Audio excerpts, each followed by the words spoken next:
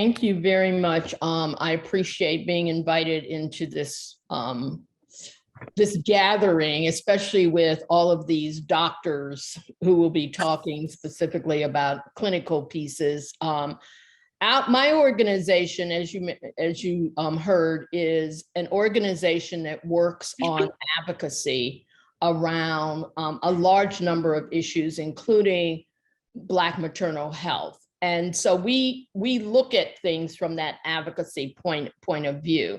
And that's what I'm going to actually talk a little bit about at the beginning of this. For any woman or any birthing person, giving birth or becoming a mother should always be a joyous occasion. We all hope that every woman or birthing person has excellent health care that helps them welcome their baby into a world where those reproductive health care needs are adequately covered. We hope that they enjoy the benefits of excellent prenatal and postpartum care, and that their baby is well taken care of, whether they have a home birth, a hospital birth, or a birthing center. But we also know that that is not always the case. For many, especially women of low income, women of color, and gender expansive people, what should be a joyous occasion is often met with pain, neglect, and racism. Our organization does a number of polling every year. And one of the things that we always ask in our national polls and in our state polls is we ask women what things do they consider when they think about starting a family or expanding their family. And we expect them to say, well, they think about whether or not they have a good job, insurance coverage, money in the bank. But what we have also found out is that 61% of them say they think about being safe from police violence. 59% of them say they think about systemic racism when expanding a family or having a family. 58% say they think about having access to affordable housing, having access to quality, affordable health care. They think about what the quality of the public schools are in their neighborhood. They think about whether or not they have access to healthy and affordable food options, or having affordable childcare. They think about things like Black maternal health, and whether or not their child will, whether or not they will have enough money to pay for the child they're going to have. They think about the state of their neighborhood. That is, does the city take care of their neighborhood? Does the city collect the trash? Are the streets well kept? They think about, interesting enough, elections and how that will impact the state of their community and the state of their family. They think about having access to clean water. All of these things, if you are low income, are critical pieces that other women don't have to think about. And they also think about being safe from domestic violence in intimate relationships. So all of these things are things that Black women, women of color, gender expansive people, women who have low income think about as they really think about whether or not they're going to have children and whether or not they are going to expand their families. And these days, because of the Supreme Court decision on Dobbs and the overturning of Roe v. Wade, they also think about what they can do and whether they can have access to full reproductive health care, including access to abortion services. So for Black women who are more likely to lack economic resources, to be unemployed or underemployed, or to be uninsured or underinsured, or to be insured by programs that restrict their coverage, their insurance coverage, like being under Medicaid, their choices as they think about having a family are limited. And if you look at what has happened in the states now since the overturning of Roe v. Wade, those choices are even more limited. Even when it comes to whether or not having access to the full range of reproductive health care really impacts their life or their health.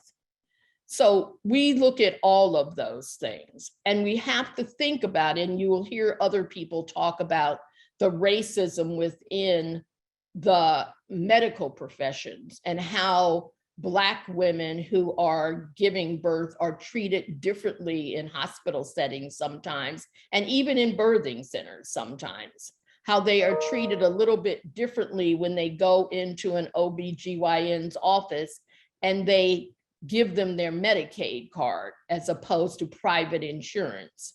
All of those things do impact how Black women and other women of color and gender expansive people, especially trans people, are treated in accessing the kind of care that we all hope people who are getting ready to give birth actually enjoy. And so those are the kind of things that I think we all have to address. We know, for instance, in looking at Latinx communities, Latinas are always concerned about what kind of health care they get, especially if they are in a state that has a really has a really restrictive access in terms of whether or not they are documented or undocumented citizens. If they come into sessions where they want to get health care, but are afraid to go to any kind of clinic or any kind of hospital to get that health care as they are about to give birth because of their immigration status. So they are also concerned about that. API women are concerned because there have been instances where legislation has been passed that prevents them from accessing full care to abortion services because there is a perception, an incorrect perception, that they might want to abort a fetus because that fetus is female. So there are all kinds of barriers. There are also barriers to language and not being able to access healthcare where the language they may speak is actually readily available to them when they come in looking for services. All of these things we need to be able to address. They are things that have come up quite to the forefront because of what has happened around the Dobbs decision. These things existed before, but very few people really paid full attention to them. And for Black women, for instance, there is the issue of how people perceive the level of pain that Black women can endure when going through birth or after birth, and what kind of pain they are in. And we've seen that with celebrities. We've seen it with low-income women. It really doesn't matter whether you have excellent healthcare insurance or if you are underinsured. The perception is what is the problem. And so when we ask people about what kind of things they consider when they are thinking about having a child or expanding their family, these answers should give people, especially people who are in the medical profession, pause to think about how a person walking into a healthcare environment perceives how they are going to be treated and what happens to them once they are there. We have fought very hard with a number of different organizations that look at maternal health care and have pushed to make sure, for instance, that Medicaid now covers a full year of postpartum care where they didn't used to, or that people who are low income are treated equally well as people who have excellent and high class medical insurance. These are the kind of things that we ask that people who are thinking about going into the healthcare professions really address and really look to their own bias and how they perceive people who are low income, people who are women of color, people who are trans, that they understand their own biases as they treat people and as they approach people who are about to give birth. Everyone deserves access to the full range of reproductive health care and the full self-determination and dignity on their own terms. This includes not just having good birth experiences, but also good postpartum experiences, making sure that their child is given the kind of services they deserve as well, regardless of their race or their economic status.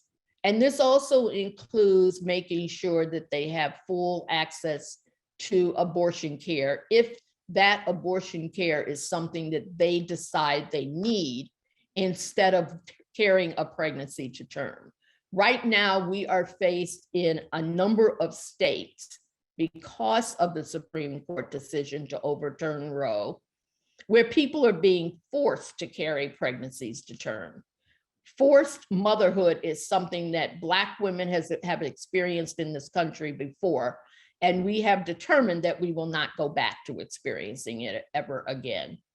That is something that we should also be aware of. The whole point of reproductive justice is to make sure that we have the right to make decisions about our bodies for ourselves and not have those decisions interfered with by politicians.